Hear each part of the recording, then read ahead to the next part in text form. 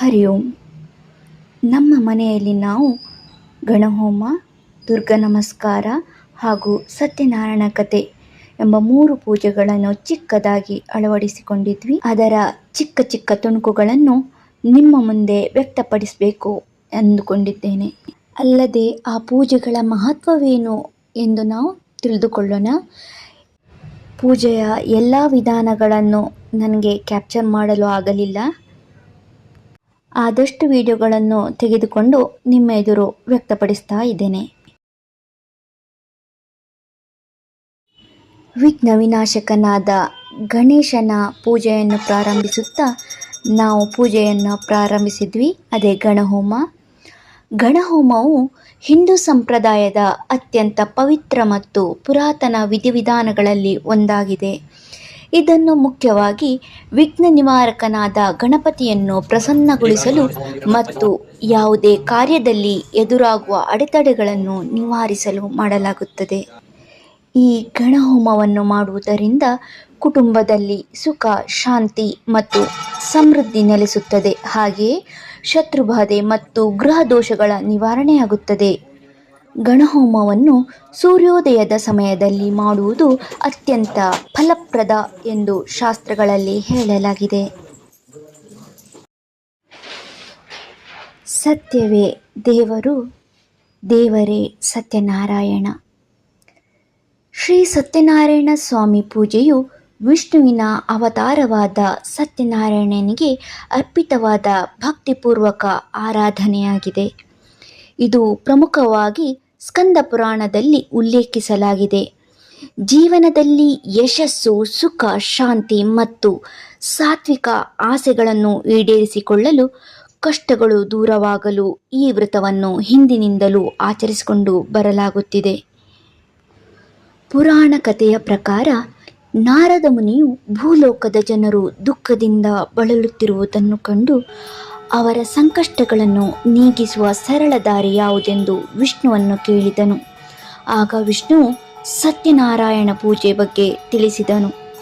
ಈ ಪೂಜೆಯ ಮಹತ್ವ ಏನೆಂದರೆ, ಇದು ಸತ್ಯ ಮತ್ತು ನಾರಾಯಣ ದೇವರಿಗೆ ಸಂಬಂಧಿಸಿದ ಪೂಜೆ.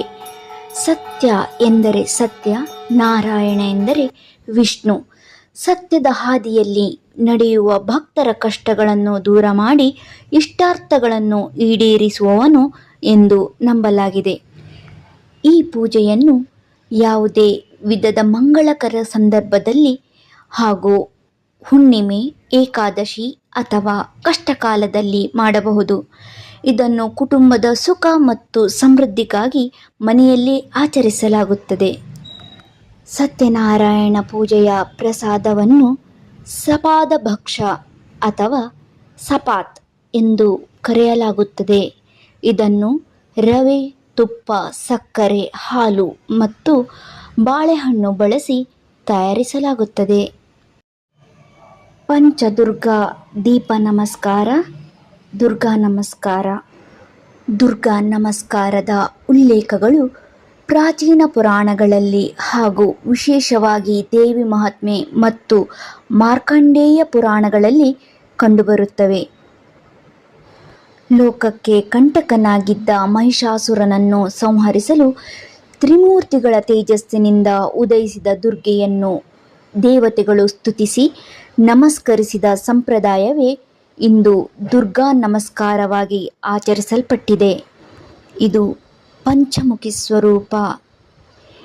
ದೇವಿ ಭಾಗವತದ ಪ್ರಕಾರ ದುರ್ಗಾ ಪರಮೇಶ್ವರಿಯು ದುರ್ಗಾ, ಆರ್ಯ, ದೇವಿ, ಭಗವತಿ ಮತ್ತು ಕನ್ನಿಕಾ ಎಂಬ 5 ಮುಖಗಳಿಂದ ಕೂಡಿದ್ದಾಳೆ.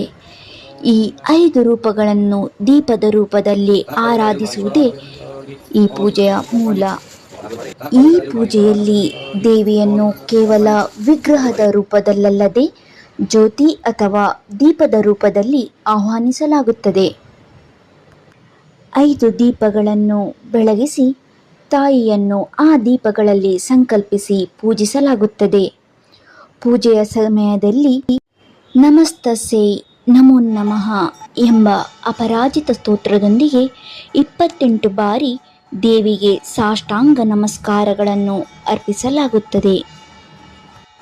ಈ ಪೂಜೆಯನ್ನು ನವರಾತ್ರಿಯ 9 ದಿನಗಳು ಅಥವಾ ವಿಜಯದಶಮಿಯಂದು ಮಾಡಲಾಗುತ್ತದೆ.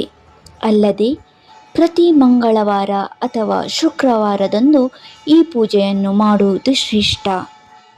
ಈ ಪೂಜೆ ಮಾಡುವುದರಿಂದ ಪೂರ್ವಜನ್ಮದ ಪಾಪಗಳು ಮತ್ತು ದೋಷಗಳು ಅಗ್ನಿ ಸ್ವರೂಪಿಣಿಯಾದ ದೇವಿಯ ಆರಾಧನೆಯಿಂದ ದಹನವಾಗುತ್ತವೆ.